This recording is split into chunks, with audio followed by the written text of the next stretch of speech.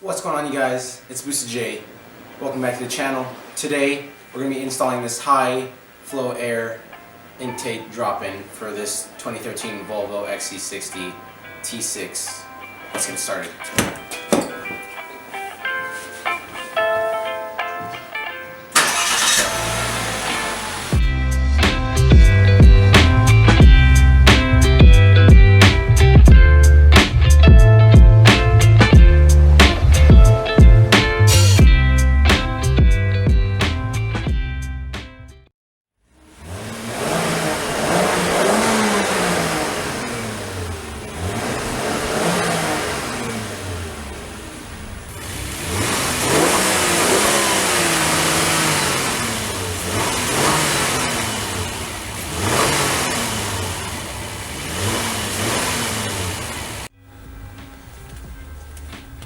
Your first step in swapping out the air box or the air filter for your air intake is locating the air intake itself.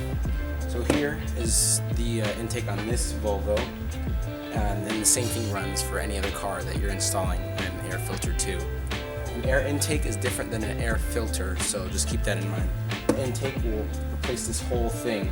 The filter will just be replaced inside of this box here. Next, you're going to want to have pair of gloves. If you're working on a slightly hot engine, that's something smart.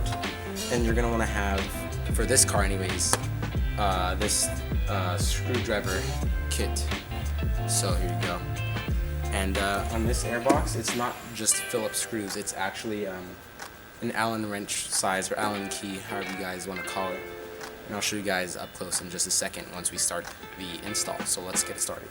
Alright, so the reason we're changing out the airbox on the Volvo today is we opened it up and we found that looks like Volvo actually restricted their own factory air filter in there to reduce airflow to the engine, which is something that's not really good for the car. So we bought, of course, a name brand K&N high airflow air filter. So this will hopefully increase the power somewhat, make the car sound a little bit better at the same time. This is not supposed to be huge gains, but I think since this one, the stock one, is restricted, and which I'll show you guys once I take it out.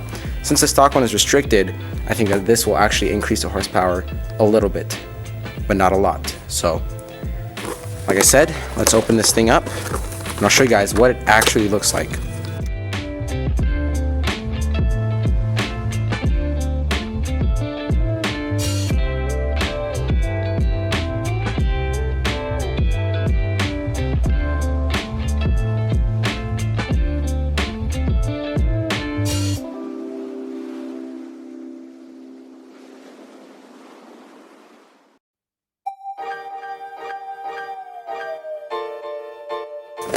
There we are. So here's the stock airbox right here, or the air filter, and this compared to that one is exactly the same. But you see here, this foam piece does not belong on here. It's supposed to be just like that without a foam piece. And I'm not sure what they're thinking here, but my guess, and I got this idea from my dad, that this is actually restricting airflow. So let me, if any car people know what this is about, let me know in the comments. But say goodbye to this filter. We're putting in the high performance airflow filter. So all you got to do is peel back the thing, the intake, and drop the other one in. Simple as that. Make sure you have this, the corners matched up perfectly. So let's throw that out. Now let's take this guy off. Make sure we got the plastic off. Yep. Nice and flexible, brand new, and greased up, ready to be dropped in. So, as they call them, drop-ins, all you gotta do is drop it. No need to push down on it. Now, final step, put the box back down, make sure it's lined up with everything. Make sure you give it good hits here and there. Make sure we're not smashing the filter all the way around. Make sure the box is a good seal all the way around before you put the screws back in. That's sealed. This car's gonna be happy now. Let's put the screws back on.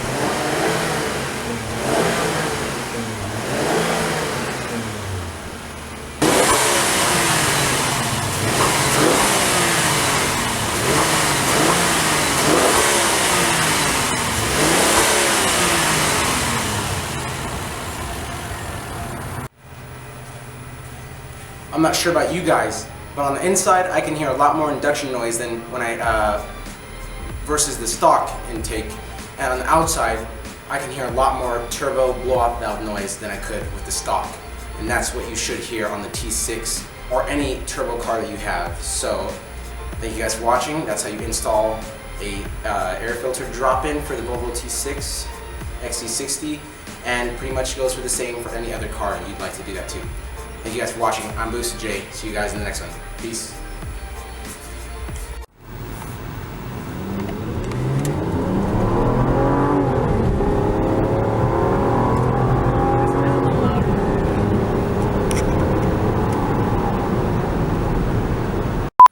Now I gotta put the car back inside the garage.